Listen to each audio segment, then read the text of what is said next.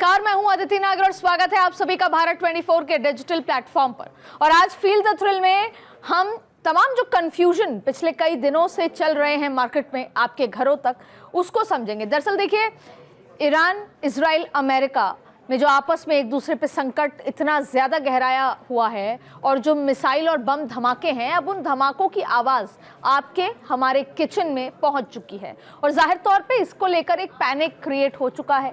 हमने तमाम तरीके की, चाहे सोशल मीडिया हो चाहे न्यूज़ हो, तमाम तरीके की बातें सुनी कि कहीं ना कहीं गैस की किल्लत हो गई है। चाहे फिर वो IRCTC ट्रेन की बात कर लें, हमारे घरों तक बात कर लें, इंडक्शन के दाम डबल हो चुके हैं, जो राइस कुकर है उनके दाम डबल हो चुके हैं। तो इन तमाम बातों के बीच में सरकार का स्टैंड क्या है, तो आज हम विस्तार से चर्चा करेंगे, आपका सारा कंफ्यूजन दूर करेंगे और उसमें मुख्य मुद्दे यही रहेंगे कि आज हम LPG, गैस, पेट्रोल हाइक, इन तमाम मुद्दों पर कहां खड़े हैं, सरकार का स्टैंड क्या है, जमीनी हकीकत क्या है और साथ में जो ये काला बाजारी चल रही है उससे कैसे बचें। और इसके साथ साथ ये वॉर और कब तक चलेगी और अगर आगे चलती है तो आपको हमको क्या मेजर्स लेने हैं जिससे हम अपना बचाव कर सकें, चाहे वो आर्थिक हो, चाहे जाहिर तौर पे साइकोलॉजिकल हो, चाहे शारीरिक हो। अब मेरे साथ बहुत गणमान्य गेस्ट है। ये तमाम जो कंफ्यूजन आपने मुझे भेजे थे, जिसके जवाब आप चाहते थे कि मैं फील द थ्रिल में आपसे करूं, उसके लिए मैंने बहुत सारे गेस्ट हैं जो कि मुझे और आपको ये समझाएंगे कि आखिरकार क्या हो रहा है और क्या आगे हो सकता है। तो आप डॉक्टर अजताब साहब हैं, फॉरेन एक्सपर्ट हैं, आपका बहुत बहुत स्वागत है sir. Sanjeev Srivastava ji foreign expert है, आपका भी बहुत बहुत स्वागत है। और मनीष गुप्ता जी इकोनॉमिस्ट है, आपका भी बहुत बहुत स्वागत है। मनीष गुप्ता जी, सबसे पहले आपसे शुरू करके सच्चाई क्या है? एक पैनिक हमारे घर पे भी, घरों में चर्चा होने लगी है कि गैस सिलेंडर्स को स्टॉक अप कर लिया जाए। सरकार कह रही है कि सब कुछ वैसा का वैसा ही है, यहाँ तक कि उन्होंने हरदीप पुरी जी ने तो ये बताया कि 28% का हाइक और हो गया है, हमारे पास स्टॉक भी है, तमाम चीज़ें हैं, पेट्रोल के दाम नहीं बढ़ेंगे। पेट्रोल में, पेट्रोल पंप हो या आप LNG कहीं पर भी जाइए, आपको गैस, पेट्रोल सब मिलेगा। सच्चाई क्या है सर? हमें डरना चाहिए, नहीं डरना चाहिए? अदिति जी, डरना तो कभी सॉल्यूशन रहा ही नहीं। अगर आज ये रूमर फैल जाए कि नमक शॉर्ट हो रहा है, जबकि नमक कभी शॉर्ट हो ही नहीं सकता, समंदर में जाओ, पानी उबालो, नमक मिल जाएगा। और आज अगर ये रूमर फैल जाए तो दिल्ली, नोएडा में 100 रुपए किलो बिकने लगेगा। सब लोग कहेंगे 10-10 किलो तो रख लो। सर, ये बात सिर्फ रूमर की नहीं है, आप भी जानते हैं। मैं एक बात कह रहा हूँ, रूमर की नहीं है। अगर पैनिक क्रिएट हो रहा है, रूमर का मतलब पैनिक। अगर आज लग रहा है कि भाई सिलेंडर की जरूरत है, एक सिलेंडर, 2 सिलेंडर कोई रख सकता है नहीं, हर एक के पास एक सिलेंडर होता है, किसी के पास 2 या 3 होते हैं। वो चाहते हैं हर वक्त मेरे दोनों तीनों भरे रहें। अगर ये स्थिति जनता के बीच में मैसेज चला जाता है, जेन्युइन और व्हाटएवर, तो प्रॉब्लम हो जाएगी। अगर सारे लोग अपने बैंक से पैसे निकालने लगें जी, तो बैंक बंद हो जाएंगे, उतनी करेंसी बैंक के पास नहीं है। तो पहली बात यह कि डरना कोई सॉल्यूशन नहीं है, पैनिक नहीं है। अब जानने की जरूरत है क्या पैनिक है और कितना है, और वास्तव में पैनिक से हमें दिक्कत क्या होने वाली है। अब जिनके पास पाइप वाली गैस है उनके पास कोई स्कोप ही नहीं है। मेरे घर में पाइप वाली गैस है, तो जितना है उतना है। अगर गैस बंद हुई तो बंद हुई, मैं सिलेंडर खरीद नहीं सकता, खरीद दिया तो लगा नहीं सकता। तो इसलिए उनके पास कोई सॉल्यूशन नहीं है। ऐसे ही जिनके पास एक सिलेंडर, वो एक सिलेंडर रख लेंगे। सरकार की जिम्मेवारी क्या है कि सबको टाइमली अरेंजमेंट हो। पैनिक का मतलब सिर्फ ये होना चाहिए कि बस उतना इंतजाम करो कि दिक्कत ना आए और एक्स्ट्रा स्टॉक करने की जरूरत नहीं है। जब सरकार इसेंशियल कमोडिटीज एक्ट को अप्लाई करती है, इसका मतलब सरकार इस मुद्दे को बिल्कुल सीरियसली ले रही है। तो जहां तक मेरी समझ है, अगर 30 दिन का स्टॉक सरकार कह रही है कि मेरे पास है, 30 दिन बहुत बड़ा बहुत लंबा टाइम होता है। 30 दिन के एक हफ्ते में कहीं से भी कोई भी अरेंजमेंट हो सकता है। तो इसलिए मेरे हिसाब से ग्राउंड पे कोई ज़रूरत नहीं डरने की। सरकार ने अपनी तरफ से कुछ मेजर ले रखे हैं, जैसे भाई जिनकी... मनीष जी, आप अपने घर का बताइए, आप क्या सोच रहे हैं कि कुछ स्टॉकअप करें? कर ही नहीं सकते। आप सोच रहे हैं 4 सिलेंडर एक्स्ट्रा घर में रखवा लें? पॉसिबल ही नहीं है, ना पॉसिबल है, ना मैं ऐसा करूंगा, क्योंकि ये ठीक नहीं है। अगर आप ऐसा करेंगे तो फिर मुझे बैंक से अपने सारा बैंक खाली करके ले जाना चाहिए कि भाई कैश की जरूरत पड़ सकती है। यही स्थिति तो हमें समझनी है कि मुझे अपना नहीं, सबका ख्याल देखना है। अगर मैं 4 सिलेंडर, तो मेरे अड़ोस पड़ोस सारा मोहल्ला 4 सिलेंडर ले लेगा, फिर क्या करेंगे? और बाद में उनको फिर बेचेंगे, खत्म करेंगे। अच्छा, एक बड़ा सवाल ये भी तो है कि मिलेंगे कि नहीं मिलेंगे, काला बाजारी इतनी है। अजताब सर, एक बार फिर मैं इसको वापस से, क्योंकि मेरे दर्शक बार बार मुझे मैसेज करके ये पूछते हैं कि भाई 2 बातें, सरकार ने कल स्पष्ट रूप से ये कहा कि ना तो कोई कमी है ना कोई कमी होगी। सरकार ने स्पष्ट या अस्पष्ट तरीके से ये समझा दिया कि स्ट्रेट ऑफ हॉर्मुज जहाँ से ये पूरा ट्रांसपोर्टेशन होता है वो हमारे लिए तो खुला है। और हमने देखा कि 2 बड़े शिप्स, उसमें से एक पे तो भारत का झंडा भी था, वो बॉम्बे पोर्ट पहुंच चुके हैं। अब एक बार फिर आपसे समझेंगे, जब ये सब हो रहा है तो वो कम्युनिकेशन गैप कहाँ है पब्लिक के साथ कि आपने देखा कि लखनऊ के रेलवे स्टेशन पर ये कहा जा रहा है कि हमारे पास स्टॉक 1/4 बच गया है। और IRCTC का एक खबर आई भी जिसमें आधिकारिक एक पर्चा आया जिसमें ये कहा गया कि हमने इंडक्शन वाले ही खाने, कुक्ड फूड देना ट्रेन में बंद कर दिया है। ये सारी चीज़ें साइकोलॉजिकल प्रेशर बढ़ाती हैं। सच क्या है साहब? जबकि हमने मंत्री से बात की तो मंत्री ने कहा ऐसा कुछ नहीं है, कुक्ड फूड मिलेगा, आपको सब कुछ मिलेगा, कैंटीन में भी और ट्रेन के अंदर भी। देखिए अदिति जी, सरकार अपनी तरफ से पूरा प्रयास कर रही है। द वेरी फैक्ट कि एस्मा कानून को लगाया गया, ग्रुप ऑफ मिनिस्टर्स की फॉर्मेशन, सर एस्मा को लेकर भी ये कहा गया, किसी ने आधिकारिक रूप से मना किया कि नहीं हुआ ऐसा? नहीं, ये तो न्यूज़ में आया है कि एस्मा लगा है, बाजाप्ता गवर्नमेंट की तरफ से ऐसी आई हैं। क्योंकि मैंने खुद मंत्री, हाईएस्ट अथॉरिटी मंत्री से पूछा, उन्होंने कहा नहीं नहीं ये पैनिक क्रिएट करा रहे हो आप लोग, नहीं है ऐसा। 3-4 पॉइंट मैं दूंगा। सबसे पहले एस्मा को लगाया गया। दूसरा, जो प्रोडक्शन यहाँ का है 28%, आपने अभी कहा कि 28% तक प्रोडक्शन जो LPG का है वो बढ़ गया है, ये भी हुआ है। तीसरा, आप देखिए कि जो बाहर से, ऑस्ट्रेलिया से आ रहा है, नॉर्वे से आ रहा है, कनाडा से आ रहा है, तो अमेरिका से आ रहा है गैस। तो ये सारी एफर्ट्स जो गवर्नमेंट ने लगाई है वो भी अपने आप में दिखाता है कि गवर्नमेंट कमिटेड है कि प्रॉब्लम ना हो लोगों को। नो डाउट प्रॉब्लम तो है, क्योंकि आप देखिए सिर्फ कतर से अकेले पूरी दुनिया का LPG अगर गैस की बात करें, CNG की, तो 20% कतर से सिर्फ अकेले कतर सप्लाई करता है CNG। तो कतर ने अपना प्रोडक्शन ही बंद कर दिया तो उसे अमेरिका तक में हाहाकार मचा हुआ है, ऐसा नहीं है। तो नो प्रॉब्लम है, उसका सॉल्यूशन मुझे लगता है जनता थोड़ा सा पैनिक मोड में ज़्यादा आ गई है कुछ रूमर्स की वजह से। दूसरी तरफ जो कालाबाजारी है, जमाखोरी है, मुनाफाखोरी है, इसकी वजह से और ज़्यादा प्रॉब्लम आ रहा है। आज भी न्यूज़ में काफ़ी आया है कि कहीं पे 100 सिलेंडर पकड़ाए गए हैं। कुछ ऐसे नेता भी निकले हैं, कुछ ऐसे पार्टीज़ के, कि वहाँ उन्होंने जमाखोरी कर रखी थी, 50 सिलेंडर अपने घर में छिपा रखे थे। तो इन सब पे सरकार को और ज़्यादा एक्टिव होना चाहिए और उस पर एफर्ट्स लगाए हैं। हम लोग के पास मोबाइल में DM के मैसेज आ रहे हैं, घरों में आम पब्लिक को आ रहा है कि भाई आप पैनिक नहीं होइए, अगर कोई प्रॉब्लम है तो ये हमारा नंबर है, इस नंबर पर आप टोल फ्री नंबर शायद सरकार इशू कर सकती है या कर भी दिया है। तो इस तरह से थोड़ा पैनिक को कम करना, और दूसरी तरफ लोगों को ये एश्योरेंस मिलना चाहिए। रियलिटी थोड़ी सी डिफरेंट लग रही है, उसमें मुझे लगता है जमाखोरी और इस तरह के जो कालाबाजारी हैं वो अपना रोटी सेकने का जो कहते हैं वो हो रहा है। अदरवाइज प्रॉब्लम है, सरकार उस पर प्रयासरत है और आगे आने वाले कुछ दिनों में वो और भी धीरे धीरे ठीक होने की। तो सर आप ही कह रहे हैं कि कोई भी दिक्कत नहीं है? नहीं, दिक्कत है, मैं ये नहीं कह रहा हूँ कि दिक्कत नहीं, लेकिन सरकार प्रयासरत है और उसका नतीजा हाल फिलहाल में आप कुछ ही दिनों में आपको देखने को मिलेगा। जैसे अभी आपने कहा कि 2-3 टैंकर आ चुके हैं, हो सकता है 28 टैंकर वहाँ पे मिडिल ईस्ट में जो हॉर्मुज में थे उनके जल्द निकलने की भी संभावना है। इसके अलावा जो आप इंटरनेशनल एनर्जी एजेंसी है वहाँ से जो रिलीज़ कर रहे हैं वो अपने स्टॉक का 400 मिलियन का स्टॉक जो वो कर रहे हैं, उससे भी थोड़ी सी राहत मिलेगी। दूसरी जो हमने लगभग 40 देशों से जो हम सप्लाई ले रहे हैं उसका भी रिजल्ट निकलेगा। तो अगले 1 वीक में मुझे लगता है कि चीज़ें थोड़ी सी पटरी पे आने की आवश्यकता है। आपसे तो मैं एक बात ही समझना चाहती हूँ कि कुछ दिनों पहले हुआ बड़ा मज़ेदार कि $100 प्रति बैरल पहुंच गया तेल, और आपने देखा मार्केट क्रैश, तमाम चीज़ें, प्रेशर क्रिएट, ये वो।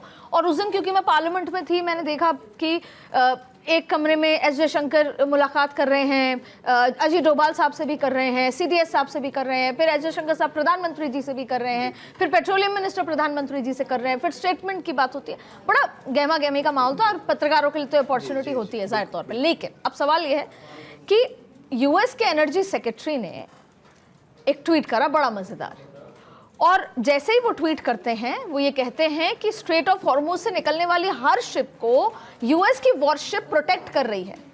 ये एक स्वयं भी अथॉरिटी हो गई कि एक शिप किसी भी कंट्री की हो, हम तेल को पहुंचाएंगे। और जैसे ये ट्वीट होता है $100 प्रति बैरल से $100 प्रति बैरल से वो 90 पे आता है, वो ट्वीट डिलीट हो जाता है।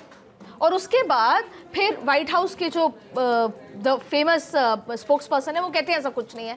What is this all about sir? देखिए आदित्य जी, ये जो पूरी सिचुएशन है वो जाहिर है कि बेहद गंभीर है और युद्ध लगातार जारी है। अटैक्स और काउंटर अटैक्स लगातार किए जा रहे हैं और कोई भी झुकने के लिए तैयार नहीं है एज ऑफ टुडे। और इसकी वजह से जो स्टेट ऑफ हॉर्मुज एक तरीके का एक ब्लॉकेट की स्थिति में है और वहाँ पे हालांकि ईरान की तरफ से ये कहा जा रहा है कि हम जो है अगर किसी भी शिप को पास कराना होगा तो हम अपने हिसाब से उसका निर्णय लेंगे। और जैसा कि आपने देखा कि हमारे भी जो शिप्स वहाँ से होकर के आए, तो ईरान की जो इस्लामिक रिवोल्यूशनरी गार्ड कॉर्प्स है वो उसको अभी भी वहाँ पर उनका एक डोमिनेशन स्पष्ट रूप से दिखता है।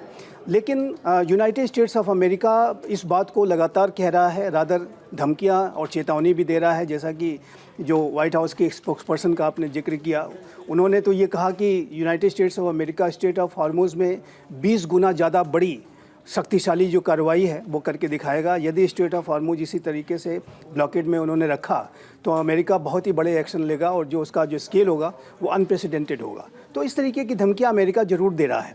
लेकिन वर्तमान समय की जो स्थिति में ये जो पूरी स्टेट ऑफ हॉर्मुज में एक बहुत ही सीवियर रिस्ट्रेंट, कंस्ट्रेंट, ब्लॉकेड जैसी स्थिति बनी हुई है, इसमें कोई दो राय नहीं है। और ये अभी भी चूँकि कोई झुकने के लिए तैयार नहीं है, बातचीत के रास्ते अभी भी ओपन नहीं है। डायलॉग और डिप्लोमेसी जिसकी की बात भारत लगातार सलाह भी दे रहा है। विश्व के अन्य जो जिम्मेदार राष्ट्र हैं वो भी डायलॉग और डिप्लोमेसी और डीएस्केलेशन की बातें कर रहे हैं, लेकिन अभी भी जो ये स्थिति गंभीर बनी हुई है और ऐसे में ये पूरे विश्व के लिए एक एनर्जी क्राइसिस पैदा कर रही है। भारत भी इससे गंभीर रूप से प्रभावित है और मेरा ऐसा मानना है कि अमेरिका और इजराइल वैसे बड़ी कार्रवाई तो ज़रूर कर रहे हैं, लेकिन स्टेट ऑफ हॉर्मुज की ये जो स्थिति है आने वाले कुछ दिनों में और हफ्तों तक में ये बनी रह सकती है और जिसकी की वजह से एनर्जी प्राइसेस में वोलेटिलिटी तो रहेगी। और उसके बाद में अब भारत की स्थितियों और भारत की इसके ऊपर बहुत ही पैनी नज़र है और भारत सारी स्थितियों को अच्छी तरीके से डील करने की कोशिश कर रहा है।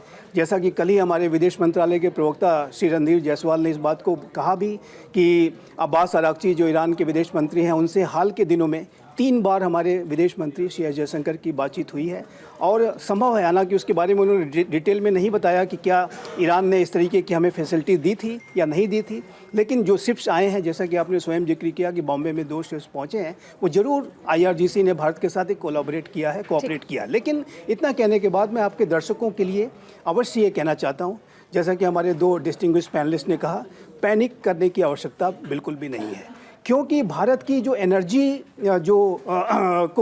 इंपोर्ट्स की जो पॉलिसी है उसमें डाइवर्सिफिकेशन है। जैसा कि अजिताभ जी ने भी बताया कि हम डिफरेंट अन्य जगहों से 40 राष्ट्रों से इस तरीके के जो इंपोर्ट्स को करने की प्रक्रिया में है और चूँकि मिडिल ईस्ट रीजन से, वेस्ट एशियन रीजन से ये जो पूरे इंपोर्ट्स हैं बहुत गहरे तरीके से प्रभावित थे और हम अपने LPG को मैं अगर विशेष रूप से कहूँ तो 90% तक का वहाँ पर डिपेंडेंसी थी। लेकिन अभी जो वर्तमान समय में अन्य राष्ट्रों से भी जिसमें कि अफ्रीका के राष्ट्र हैं, अमेरिका है, कनाडा है, ऑस्ट्रेलिया है, नॉर्वे है।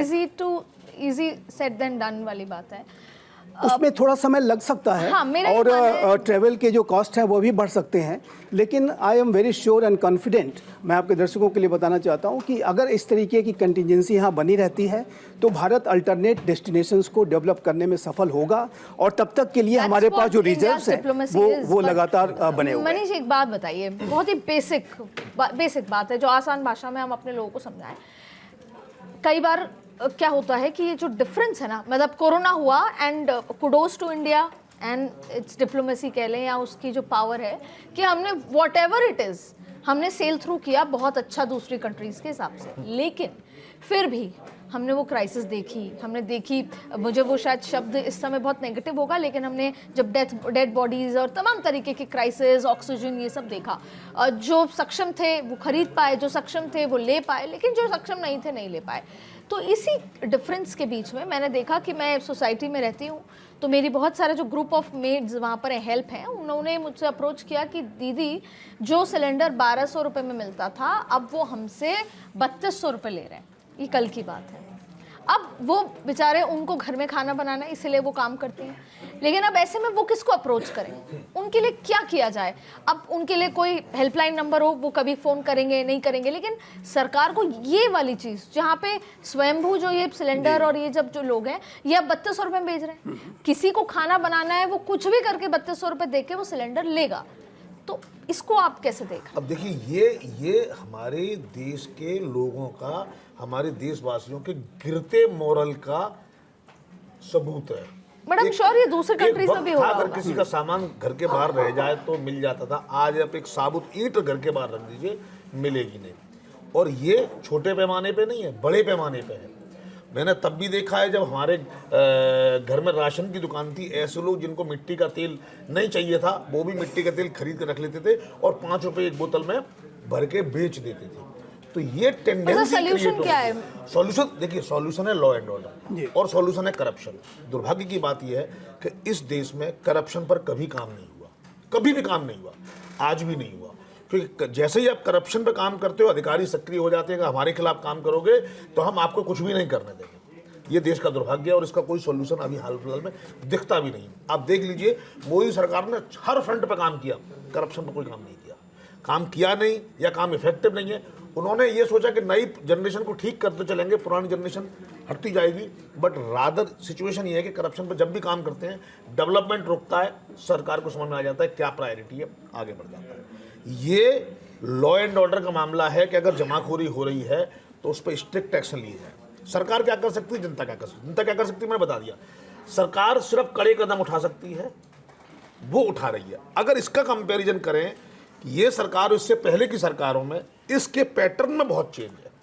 अगर हम नोटबंदी को देखें या कोविड को देखें या आज देखें या और भी किसी टाइम पे देखें, सरकार जल्दी से एक्शन लेती है, जल्दी से नोटिफिकेशन जारी करती है, जल्दी से एक्शन लेती है। इस मामले में चाहे कोई रेल दुर्घटना हो या कुछ भी हो, सरकार तुरंत एक्शन में आती है, तुरंत काम करती है।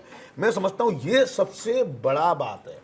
ये बात ठीक है, अगर किसी को 1500 का 1200 का सिलेंडर 3200 का मिलता है, उसके लिए तो ये मुश्किल है, उसे कर्ज करके लाना पड़ेगा, पर वो करना ही पड़ेगा।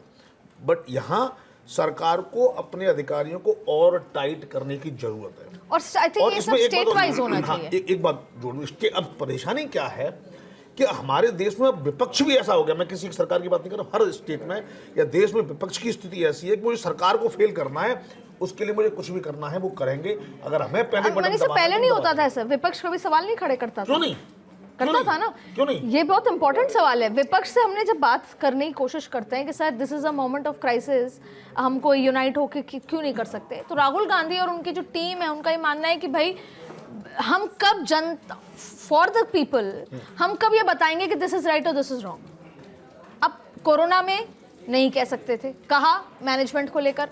ये अजिताभ सर आप इसका जवाब दीजिएगा। दूसरा, अगर ये जो ऑपरेशन सिंदूर हुआ उनमें उन्होंने जो सवाल उठाए, उस वक्त हमने उनके नेशनलिज्म पर सवाल खड़े किए। अब अगर कल राहुल गांधी ने 2.5 मिनट ही बोले पर उन्होंने बहुत सारे सवाल उठाए, फॉरेन पॉलिसी पर भी सवाल उठाए, स्ट्रेटजी पर उठाए, पीएम कॉम्प्रोमाइज, तमाम तरीके की बात की, क्या उनको करनी चाहिए या नहीं। अगर करनी नहीं चाहिए तो फिर बतौर विपक्ष वो अपनी जिम्मेदारी कैसे निभाएंगे, और अगर करनी चाहिए तो फिर लोग उनको कहते हैं कि ये नेशनलिज्म पर सवाल है, उनके पैट्रियोटिज्म पर सवाल है, और he is creating panic.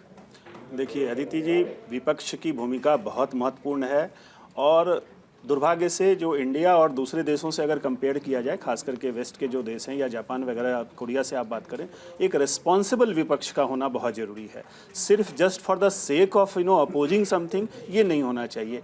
India में चाहे जो भी पार्टी हो, विपक्ष और पक्ष दोनों की मैं बात कर रहा हूँ, इस तरह की वारदात ज़्यादा होती है कि बस पब्लिक के पास किसी तरह से मुद्दा बनाया जाए और उस पर एक क्रिएट किया जाए इशू आउट ऑफ नथिंग।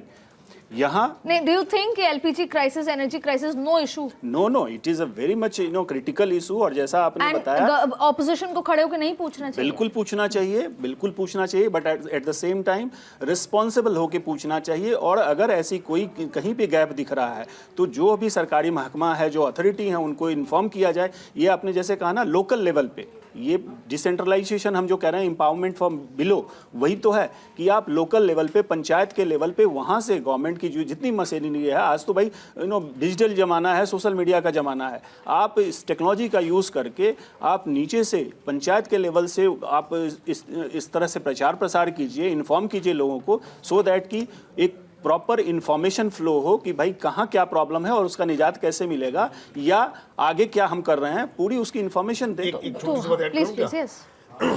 एक छोटा सा आवरण है कि क्या रिस्पॉन्सिबिलिटी है और क्या हम पैनिक बटन दबा। राहुल गांधी या विपक्ष का कोई भी नेता ये जानता है कि मैं क्या बात कहने से पैनिक बटन दबता है और क्या बात कहने से मैं पूछता हूं।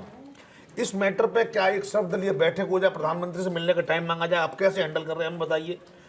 पर वो इस तरीके से बात करते हैं, जनता में फ्यूल पहुंचता है कि भाई आग लगने वाली है, वो स्थिति खराब है, बात समझिए। और इसमें एक बड़ा रोल इस बात का भी है, सबको ये पता है कि अगर मैं कुछ गलत बोल दूंगा, मैं कुछ गलत कर दूंगा, मेरा कुछ होने वाला नहीं है, क्योंकि जुडिशरी में बहुत टाइम लगता है और राजनेताओं का तो कुछ बिगड़ता ही नहीं है। तो अगर मैं कुछ गलत कर भी दूंगा, अगर मैं साबित भी कर दूं कि मैं फेक न्यूज फैला रहा था, तब भी मेरे खिलाफ कुछ नहीं होगा। राजनेता तो छोड़ो, एमपी एमएलए छोड़ो, जो कॉमेडियन है वो भी कुछ गलत बोल जाता है, 10 साल 20 साल कुछ नहीं होता। यहाँ कुछ तो डर खत्म हो गया है। जब डर खत्म हो गया तो सरकार पता है कि आज इसको अरेस्ट करेंगे, कल वो आएगा, जमानत ले आएगा, सुप्रीम कोर्ट तक चला जाएगा। उसके लिए बड़े 5,000 रुपए 10,000 रुपए रोज महीने कमाने वाले आदमी के लिए 5 लाख का वकील खड़ा हो जाता है। बात यह है कि अगर राहुल गांधी और यह पूरा विपक्ष कह रहा है कि हमें एलपीजी पे डिस्कशन चाहिए, क्राइसिस, एनर्जी क्राइसिस पे, तो ठीक है, जैसे ऑपरेशन सिंदूर पे विपक्ष को साथ लेके ये कहा गया था कि हम लोग we are in this state of war और व्हाटएवर, और हम जा रहे हैं, और विपक्ष ने कहा था we are with the government. क्या it is also a state of emergency?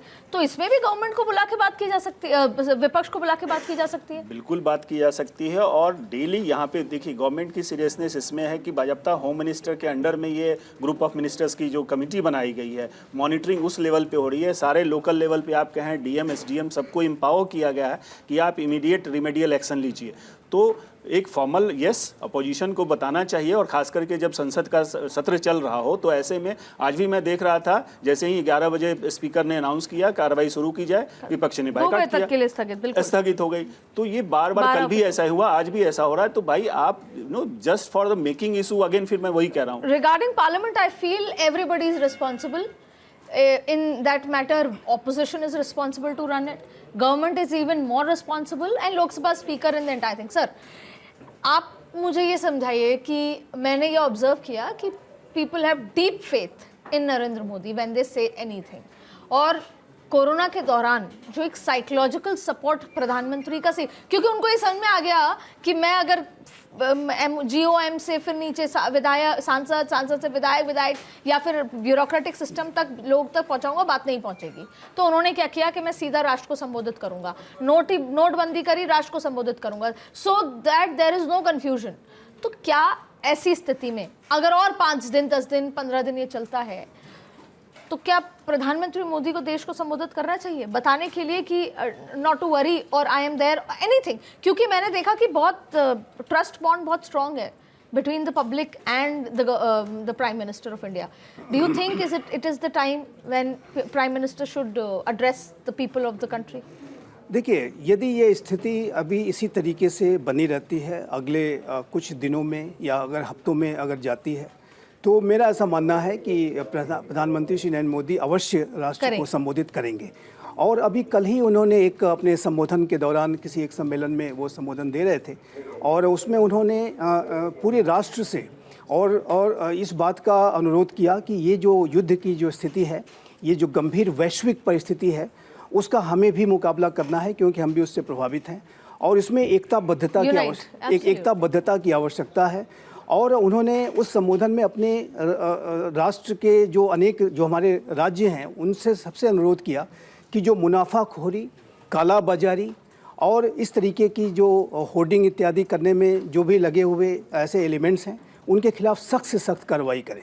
क्योंकि ये जो ऐसा देखा जाता है कि इस तरीके की जो परिस्थितियां होती हैं, उसमें अनेक जो वेस्टेड इंटरेस्ट रखने वाले और जो भ्रष्ट जो लोग होते हैं, जैसा मनीष जी अभी चर्चा कर रहे थे, मुनाफाखोर जो होते हैं, वो ऐसी स्थितियों को अधिक से अधिक एक्सप्लॉइट करने की कोशिश करते हैं, जो कि एक राष्ट्र के विरुद्ध कार्य है। ये एक आपराधिक कृत्य है। एक राष्ट्र के खिलाफ जाकर के कार्य करने की प्रवृत्ति जहाँ कहीं भी अगर पाई जाती है उसके खिलाफ सख्त कार्रवाई करनी चाहिए। और अभी मैंने आज सुबह देखा कि किसी हमारे उत्तर प्रदेश राज्य में जो योगी सरकार है उसने इस तरीके की कई बड़ी कार्रवाइयाँ की हैं। और एक पार्टी जिसका मैं नाम तो नहीं लेना चाहूँगा, लेकिन उनके नेता का इसमें नाम आ रहा है कि वो वही होर्डिंग करने में लगा हुआ था। तो ये जो विपक्ष है उसको भी समझना होगा कि उसकी जिम्मेदारी बनती है, क्योंकि ये संकट किसी एक सरकार का ही नहीं है, ये पूरे राष्ट्र का संकट है, ये पूरे हर एक व्यक्ति का संकट है और इसका मुकाबला सभी को मिलकर करना होगा। ये सिर्फ कह देना कि मोदी सरकार कार्य नहीं कर रही है या सरकार ने कोई रणनीति नहीं बनाई, जैसे इससे काम नहीं चलेगा। विपक्ष को भी चाहिए कि वो उसमें अपना पूरा एक सकारात्मक सहयोग दे, एक जिम्मेदार विपक्ष, जैसा कि अभी अजिताभ जी ने कहा, उसको उसकी भूमिका निभाए। छोटी सी ऐड करूंगा, बड़ी अच्छी बात कही। अब देखिए सरकार काम कर रही है, विपक्ष कह रही सरकार काम नहीं कर रही, समझ आता है, ठीक है। या सरकार जो कर रही है विपक्ष कहे भाई आपने ये और करना चाहिए और ये हम आपको आइडिया दे रहे हैं आप ये करो, और वो नहीं किया फिर नुकसान हुआ तो फिर विपक्ष का बनता है कि देखो हमने ठीक कहा था। लेकिन आप सिर्फ ये कहें आपकी फॉरेन पॉलिसी फेल है और कुछ हो नहीं रहा, इसके अलावा आप कोई डीप में कोई मैसेज नहीं दे पा रहे, तो जनता को ये समझ में आ जाता है कि ये सिर्फ विरोध करने के लिए विरोध कर रहे हैं। तो अमित शाह जी ने, बिल्कुल राइट, अमित शाह जी ने जब ये बात स्पीकर के अविश्वास प्रस्ताव पे कहा तो उन्होंने एक एक बात कही कि whenever required you were not there. आपने जर्मनी थे, इंग्लैंड थे, वो तो तमाम बातें एक्सपोज किया विपक्ष को, और इसलिए कल राहुल गांधी बोले भी, अब इसलिए बोले या बोलना था व्हाटएवर। अब सर एक इम्पॉर्टेंट बात हम इस वाले चर्चा में ये करेंगे कि इंडिया की फॉरेन पॉलिसी और इंडिया का जो इस तरह का डिप्लोमेसी क्या है। तो सबसे पहले मेरा सवाल, एक तरफ ये क्या डिप्लोमेसी नहीं है और ये क्या लोगों को नहीं पता चलना चाहिए कि एक तरफ, और सर मैं आपके पास भी आऊंगी सवाल को लेकर, एक तरफ तो हम ईरान से बड़े प्यार से, मैंने जो पॉलिटिकल गलियारों से एक अंडर द कार्पेट की खबर ये है कि ना भारतीय सरकार ना ईरान की सरकार ये चाहती है कि हम डंके पे बताएं कि स्ट्रेट ऑफ हॉर्मुज भारत के लिए खुला हुआ है, क्योंकि ईरान के ऊपर एक प्रेशर क्रिएट होता है दूसरी इस्लामिक कंट्रीज की वजह से। इसलिए कहीं ना कहीं भारत की सरकार भी चाहती है कि चुपचाप ऑयल आ रहा है आने दीजिए, ना हमें इसको अनाउंस करने दीजिए ना ईरान बिकम्स अनकंफर्टेबल। तो ऐसे में एक तरफ तो हम ईरान से अपने तेल निकलवा रहे हैं, दूसरी तरफ हम यूएन में इस तरह के वोटिंग पैटर्न या उसमें आ रहे हैं कि ईरान दूसरी इस्लामिक कंट्रीज पर अटैक ना करे। क्या ये फॉरेन डिप्लोमेसी नहीं है कि हम अपना काम भी निकलवा रहे हैं और हम उसको ये समझाने की भी कोशिश कर रहे हैं कि आप प्लीज दूसरी इस्लामिक कंट्रीज पर अटैक मत कीजिए? What do you think sir? देखिए अतिथि जी, आपने बिल्कुल सही कहा, यहाँ पे राष्ट्र प्रथम, हमारा अपना हित सर्वोपरि है। इतनी बड़ी जनसंख्या 150 करोड़ की जो आबादी है, इसको फीड करने के लिए, इसकी ज़रूरतों पूरा करने के लिए आपको बहुत सारे जो आप कहते हैं अपनी रणनीति में, अपनी डिप्लोमेसी में आपको बहुत सारे उपाय करने होते हैं और सबसे मिलजुल कर करना होता है। आप आज देखिए 50 लाख की आबादी अमेरिका में रह रही है इंडियन की, चाहे एनआरआई की बात करें, पीआईओज़ की बात करें, 1 करोड़ से ज़्यादा लगभग आबादी आपके मिडिल ईस्ट में, वेस्ट एशिया में रह रही है, उनका भी हमें ही देखना होगा। वहाँ से जो रेमिटेंस आते हैं, इट्स ए ह्यूज, $135 बिलियन का रेमिटेंस हमारा एनुअल आता है इन देशों से। तो अगर जो हमारे इंडियंस भेजते हैं वो उनका भी हित देखना होगा, उनकी सिक्योरिटी सेफ्टी भी हमें देखनी होगी, उनके एम्प्लॉयमेंट के भी देखना। It is not easy sir कि एक तरफ हमारे ईरान से भी मतलब है, सारे खाड़ी देशों से भी है, अमेरिका से है ही हमारा सबसे बड़ा वो है, और इसके साथ साथ इजराइल तो हमारा दोस्त है ही। तो इस बीच में वो balance banana it's not easy. Balance बनाने का मतलब है ईरान को ये समझाना कि अल्टीमेटली तुम दुबई पर अटैक करके क्या हासिल करने वाले हो। ईरान ने बहुत हासिल किया सर, ईरान ने स्ट्रेटेजी में अपर हैंड हासिल कर लिया। Well talk about it. देखिए युद्ध थोड़े टाइम रहता है, रिलेशंस बदलते रहते हैं, पड़ोसी कभी खत्म नहीं होते, पड़ोसी परमानेंट है, लाइफ टाइम ईरान जब तक है रहेगा ही, दुबई भी रहेगा। अटैक करने के मैसेज खराब जाते हैं। उन्होंने क्या सिर्फ अमेरिका को थोड़ा सा पुश कर दिया, बदले में क्या, अमेरिका बहुत पावरफुल कंट्री है, हमें ये मानना पड़ेगा, और वो बहुत डेंट करेगा ईरान को इस वजह से, क्योंकि इस वजह से दुबई का जो स्पेशल स्टेटस है, जो इंडियंस को लगता है, पाकिस्तान लगता है कि दुबई सेफ प्लेस है, वो खत्म हो रहा है। और दुबई की जो रेपुटेशन जा रही है, उससे नुकसान किसको हो रहा है? अमेरिका को, क्योंकि अमेरिका उनसे भारी पैसे लेता है। तो उन्होंने उसको Iran is strategic in his actions. तो लेकिन ये समझाना कि ईरान का इसमें क्या लाभ है, क्योंकि अल्टीमेटली 2 मुस्लिम कंट्री अगर लड़ेंगे तो उसका नुकसान ज़्यादा खराब है, वो ये बात समझते हैं। फ़र्क सिर्फ इतना है कि ईरान शिया है, बाकी ये सब सुन्नी है, इसलिए वो इतनी हिम्मत भी कर रहे हैं अगर ये ईरान भी शिया कंट्री की जगह सुन्नी कंट्री होता, वो कभी अटैक ना करता। ईरान के पास और कोई ऑप्शन भी नहीं है ना, डू और डाई वाली स्थिति है उसके पास, वो करेगा नहीं। अगर वो वो तो चाह रहा है कि प्रेशर क्रिएट किया जाए जो नेबरिंग कंट्रीज हैं उस पर अटैक करके।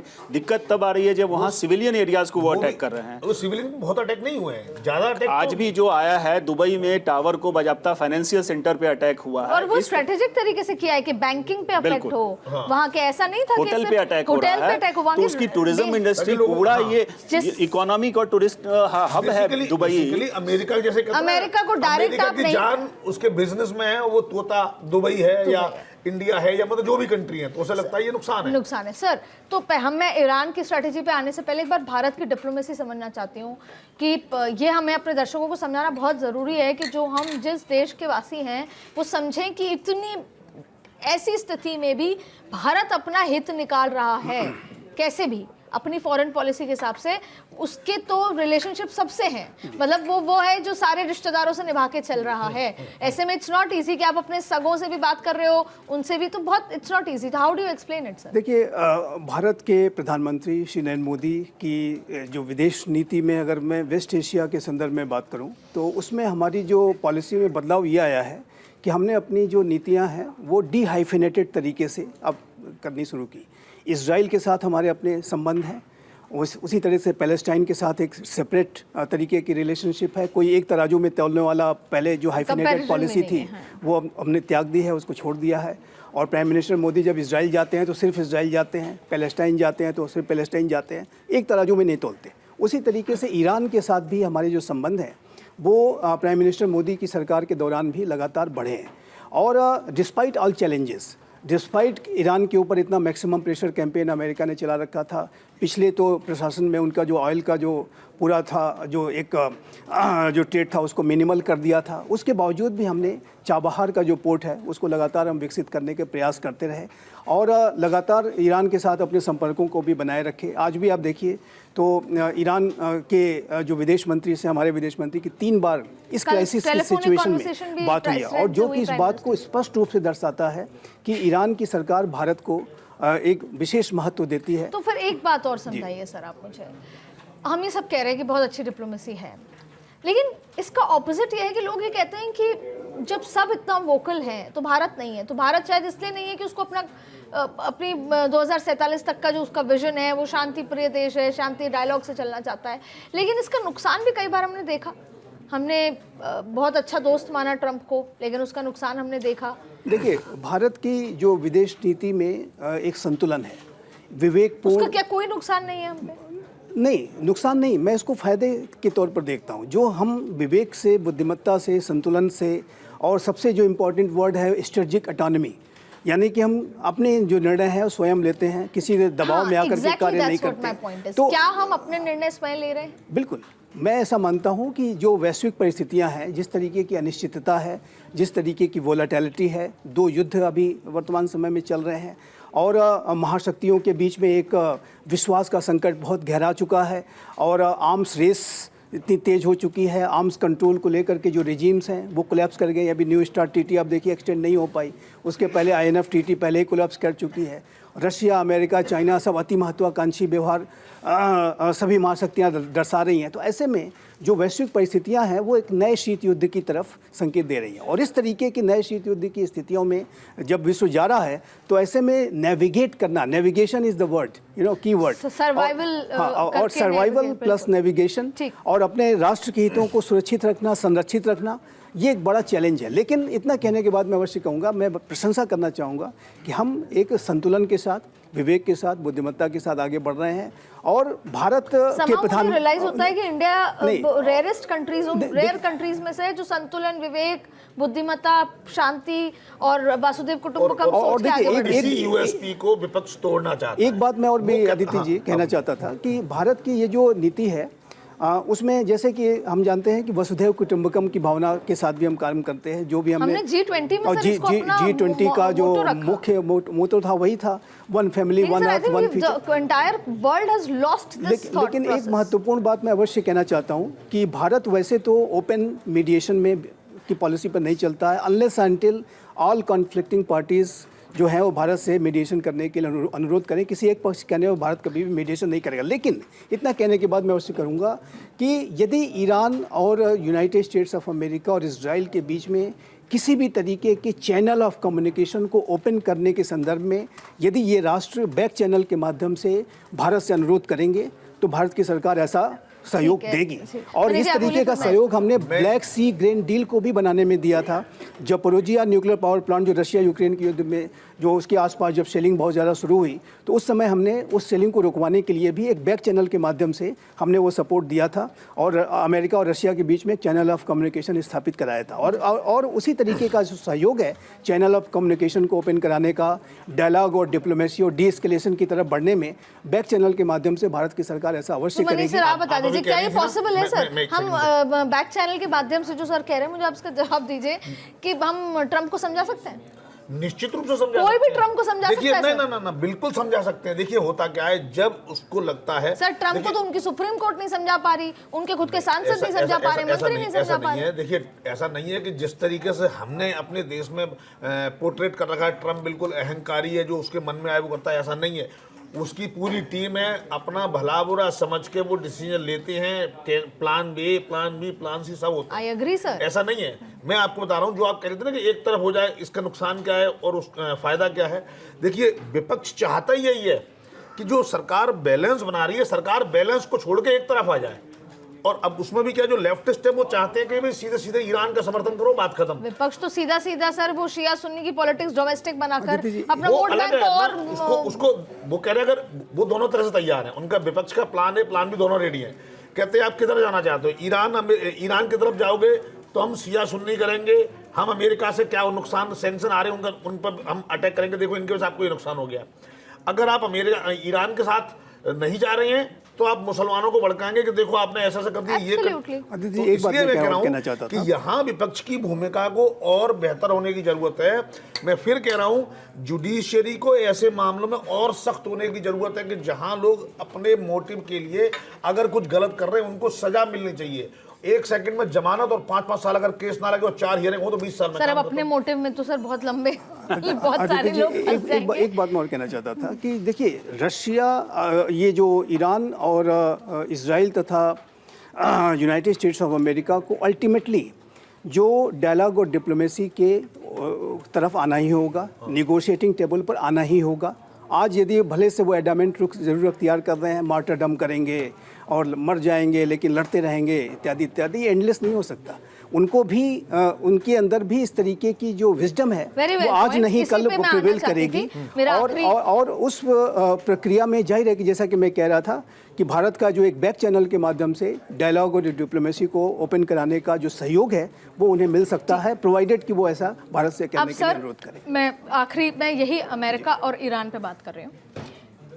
ये जो बात कह रहे हैं ना कि आपको अल्टीमेटली डायलॉग डिप्लोमेसी पे आ पाएंगे, तो मुझे आप ये समझाइए ईरान इतना स्ट्रेटेजिकली तैयार है कि जैसे अमेरिका को ये वॉर बड़ी इकोनॉमिकली महंगी पड़ती नज़र आ रही है और इसका कोई अंत भी नज़र नहीं आ रहा। प्रॉब्लम ये है कि हो सकता है अमेरिका की ही जीत हो लेकिन वो बहुत महंगी जीत पड़ जाए। आपको क्या लग रहा है?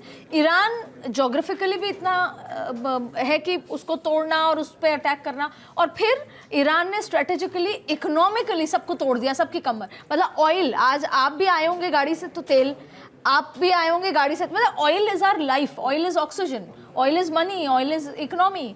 उसको तो उसकी कमर पूरे विश्व की तोड़ दी, तो अमेरिका को भी तो महंगी पड़ी सारी वॉर। बिल्कुल अमेरिका को पड़ी है। दो चीज़ें यहाँ पे, अमेरिका का भी एक रिपोर्ट आया है, उसके CIA वगैरह की रिपोर्ट आई है और उस रिपोर्ट में क्लियर कट कहा गया है कि अमेरिका ने, राष्ट्रपति ट्रंप ने इस ईरान को बहुत अंडर एस्टिमेट करके चले और इसकी वजह से उनको खामियाजा भुगतना पड़ रहा है।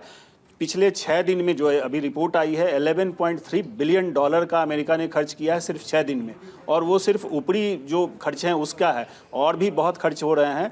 तो अमेरिका तो निश्चित रूप से इकोनॉमिकली उसके लिए डैमेजिंग है, उसके इंडस्ट्री को भी प्रॉब्लम हो रही है। ऐसा नहीं है कि अमेरिका इस वार से अछूता रह रहा है, वहाँ भी आप दूसरा पहलू मैं दिखाता हूँ यहाँ पे, फूड क्राइसिस। गल्फ में जितना इंडिया से एक्सपोर्ट होता है, चाय की आप कह लीजिए, फ्रूट्स की कह लीजिए, वेजिटेबल्स की कह लीजिए, राइस की कह लीजिए, हर चीज़ की क्राइसिस हो रही है। तो जो मिडिल ईस्ट के देश हैं, जो वेस्ट एशिया के देश हैं, वहाँ तो फूड क्राइसिस हो रही है। हमें तो फ्यूल क्राइसिस यहाँ देख रहे हैं, एनर्जी क्राइसिस। वहाँ तो खाने के लाले पड़ सकते हैं, ये स्थिति हो जाएगी अगर यहाँ से एक्सपोर्ट ना हुआ। और वो सारी चीज़ें बंद है, फिर भी वहाँ की जनता, वहाँ की जो विपक्ष है, आप जापान का एग्जाम्पल ले लीजिए, ऑस्ट्रेलिया का। नहीं भूलना है, बेसिक ये नहीं है। देखिए, जब हम लड़ते हैं, हम तैयार होकर लड़ते हैं कि हमें कितना बड़ा फाइनेंशियल लॉस हो सकता है। ईरान के बारे में कोई अंडर एस्टिमेशन नहीं है। जितना बड़ा कंट्री है, 10-20 हज़ार बम, 50,000 बम गिर जाएंगे, तब भी वो डिस्ट्रॉय नहीं होता। बट प्लान क्या होता है? 2 प्लान समझिए। अमेरिका का प्लान ये है कि हम उसको इतना तोड़ दें कि अगले 5 साल वो रिकंस्ट्रक्शन में लगा रहे हैं, 5 साल के लिए शांति हो गई। बट आज तक ऐसा हुआ नहीं है। नहीं, आप ईरान का देख लीजिए, आप उठा के देख लीजिए, यूक्रेन में क्या हो रहा है, अफगानिस्तान में क्या हुआ, इराक में क्या हुआ। अमेरिका जहां जहां गया है, आज तक वहां स्टेबिलिटी नहीं आई है। सर्व होते हैं। मेन बेसिक क्या है? इजराइल का खतरा क्या है? अगर ईरान के पास न्यूक्लियर बम आ गया, इजराइल के लिए खतरा है, क्योंकि मुस्लिम कंट्री वापस एक हो जाएंगे, इजराइल के किसी भी दिन ये खात्मा कर देंगे। इजराइल कितना बड़ा है? दो बड़े सिटी है मेनली, ठीक है, तेल अवीव और ये हाइफा। अगर इन्होंने इनको डिस्ट्रॉय कर दिया, बम छोड़ दिए, तो खत्म। देखिए, आज इजराइल पिछले 1950 से आज तक इजराइल है, इजराइल का अस्तित्व है, उसको आप मेजर प्रॉब्लम इजराइल है, इजराइल के एग्जिस्टेंस का क्वेश्चन है। अच्छा, मुझे लगा कि ईरान ने इजराइल को भले ही 2, 4, 5, 10, 25, 30 हज़ार मिसाइल भेज रहे हैं वो, लेकिन उनका जो स्ट्रेटेजी वो दूसरी है। मिडिल ईस्ट, इजराइल तो एक वो हो गया कि ठीक है, उस पर करना है, नाम हो जाए, पर वो दूसरे तरीके से। अब मेरे को एक बात बताइए, अमेरिका की स्ट्रेटजी समझ में आया कि उन्होंने बहुत लाइटली लिया ईरान को, लेकिन ईरान में जिस तरीके से उनके जो ऑयल उस वाले सारी जगहों पर बम फेंके गए, एसिड रेन वाली बात आई, तो पॉपुलेशन से कंट्री है, पॉपुलेशन धीरे धीरे ऐसे ख़त्म होगी, तो ईरान भी तो ultimately on the verge of death ही है। देखिए आदित्य जी, मैं ये मानता हूँ कि इस पूरी जो वॉर की जो स्थिति है, इसके जो रीजन्स हैं वो बहुत गहरे हैं। और जैसा कि अभी मनीष जी ने कहा, इजराइल एक बहुत इंपॉर्टेंट फैक्टर है। और यदि मैं जॉन मियर साइमर, अभी मैं कल सुन रहा था उनको, वहाँ अमेरिका के एक बड़े स्ट्रेटेजिस्ट हैं, उनका तो ये मानना है कि ये जो अमेरिका का वॉर है ही नहीं, ये इजराइल का ही वॉर है जो अमेरिका लड़ रहा है। और मैं इसमें काफ़ी हद तक सच्चाई इस तरह से देखता हूँ, क्योंकि जो यूनाइटेड स्टेट्स ऑफ अमेरिका का कोई भी प्रशासन हो, वो इजराइल के साथ उसके जो कमिटमेंट्स हैं वो हमेशा से बहुत ही गहरे रहे हैं। इसको कहते हैं आयरन क्लॉड कमिटमेंट, जिसको आयरन क्लॉड अलायंस, वो कभी भी ब्रेक नहीं हो सकता। और इस्लामिक रिजीम की 1979 से जो इजराइल के प्रति जो नफ़रत, जो सोच, जो घृणा दिखती रही, उससे इजराइल अपने आप को बहुत ही ज़्यादा हमेशा आशंकित महसूस करता था। और उनके अंदर ये था, होलोकॉस्ट को वो डिनाई करते थे। अभी भी जिस तरीके का रुख है, कोई बदलाव उसमें नहीं दिख रहा है। उसी तरीके से जो वर्ल्ड मैप से पूरे इजराइल को मिटाने की बातें करना, हिटलर की तरह की सोच रखना, तो इस तरीके की जो बातें इजराइल के अंदर और जो ईरान के इस्लामिक रिजीम के अंदर इजराइल के प्रति थी, उससे इजराइल की आशंकाएं हमेशा से गहरी रही हैं। और इसी वजह से यूनाइटेड स्टेट्स ऑफ अमेरिका का चाहे कोई भी राष्ट्रपति हो, डेमोक्रेट्स हो, रिपब्लिकन हो, वो कमिटेड हैं कि वो इस्लामिक रिजीम को, मैं ईरान की बात नहीं, अमेरिका ने इस्लामिक रिजीम को कभी भी अमेरिका ने इसीलिए करवाया। अब्राहम एकॉर्ड में यही तो था कि जो मिडिल ईस्ट के, वेस्ट एशिया के देश हैं, वो इजराइल को सपोर्ट करें और एक म्यूचुअल रिस्पेक्ट की बात हो और वो किया जाए। अच्छा, लेकिन हम जो इकोनॉमी की बात कर रहे हैं अमेरिका की, कि बहुत अमेरिका ने तो वेनेजुएला अपने पास ले ही लिया है, तो अगर वो उसको इकोनॉमी को बैलेंस करना होगा तो वेनेजुएला ऑयल यहाँ पे मुझे लगता है ये ऑयल को कैप्चर करने की बड़ी रणनीति है यहाँ पे। आप देखिए, वेनेजुएला ऑयल में अगर आप देखें, प्रूवन जो रिजर्व है वेनेजुएला के पास नंबर 1 है, लगभग 300 बिलियन बैरल का उसके पास है। ईरान के पास गैस का वर्ल्ड में दूसरा सबसे बड़ा है, 17% गैस का रिजर्व है ईरान के पास। तो ये ऑयल एंड गैस की जो पूरी इकोनॉमी है, इसको कैप्चर करने की कहीं ना कहीं अमेरिका की नीति है। और इसका ऑफ कोर्स इकोनॉमिक फायदा, आज देखिए प्राइस बढ़ रही है ऑयल गैस की, तो इससे फायदा अमेरिकन कंपनीज को मिल रहा है। मैं एक बात बोलूंगा, देखिए अमेरिका चाहता नहीं कि ईरान पूरी तरह बर्बाद हो जाए, क्योंकि ईरान का डर दिखा के उसको सारे मिडिल ईस्ट से सिक्योरिटी के वही तो हुआ है। 14-15 जो मिडिल ईस्ट में 14-15 बेसेस हैं, वो तो यही है। बड़ी बात ये निकल के आती, जैसा उन्होंने कहा संजीव जी ने, कि न्यूक्लियर बम किसी इस्लामिक कंट्री के पास नहीं होना चाहिए। इसका भाई पाकिस्तान के पास ऑलरेडी है, के पास भी नहीं है, और जो है वो अमेरिकन कंट्रोल है। बिल्कुल। अब आप मुझे बस ये बता दीजिए, ये कब तक और चलती नजर आ रही है आपको? फिर मैं पूछूंगी सोल्यूशन क्या है मेरे। देखिए आदित्य जी, अभी तो ये आज की डेट में इंटेंसिटीज़ की बनी हुई है, और ईरान की तरफ से जो शर्तें रखी गई हैं, पेजेशकियान ने जो 3 शर्तें रखी हैं वो अमेरिका को एक्सेप्टेबल नहीं होंगी। जाहिर है कि वो एक्सट्रीम शर्तें हैं कि रेपरेशन चाहिए उनको, सारा जो युद्ध का लॉस हुआ है वो दे अमेरिका, कभी भी युद्ध हमला न करने की गारंटी इत्यादि, वो एक्सेप्टेबल नहीं है। लेकिन ईरान की तरफ से शर्तें रखने का अगर ये बात कही गई है तो उनके अंदर भी इस बात के कंसिडरेशंस हैं कि वो let's come to the negotiating table. ये एक संकेत है और अच्छा संकेत है, ये कहूँगा कि एक अच्छा संकेत है। लेकिन इतना कहने के बाद मैं अवश्य इस बात को कहूँगा कि ईरान के इस्लामिक रिजीम के जो ऑप्शंस हैं वो लिमिटेड होते जाएंगे और उनको अपनी जो आतंकवाद को सपोर्ट करने की उनकी जो नीति रही है, इजराइल के प्रति जो नफरत रही है और उनका जो न्यूक्लियर वेपन्स को एक्वायर करने का जो एम्बिशन रहा है, उसके बारे में भी परिवर्तन उनको तुरंत लाने की आवश्यकता है। क्योंकि देखिए, मर जाना, शहादत दे देना वो एक बात होती है, लेकिन यदि आपको अपना सर्वाइवल इंश्योर करना है, ऑलरेडी आयतुल्लाह खामनेई जो शहादत उन्होंने दे ही दी, अगर उनके अपने सारे अप्रोच को अगर देखें तो इस तरीके की अगर स्थिति में जो रिमेनिंग लीडरशिप है वो लगातार खतरे में कह रहे हैं। लेकिन माइट इज राइट की स्थिति है, मैं 10 सेकंड का माइट इज राइट। अब कल को अगर ये वर्ल्ड ऑर्डर नहीं बदलता, ईरान अगर नेगोशिएशन पे आता है तो अमेरिका और ज्यादा, मतलब द मोस्ट पावरफुल से और ज्यादा पावरफुल होकर निकलेगा कि वो तो आज रात को मन कर रहा है उस पर अटैक कर दिया।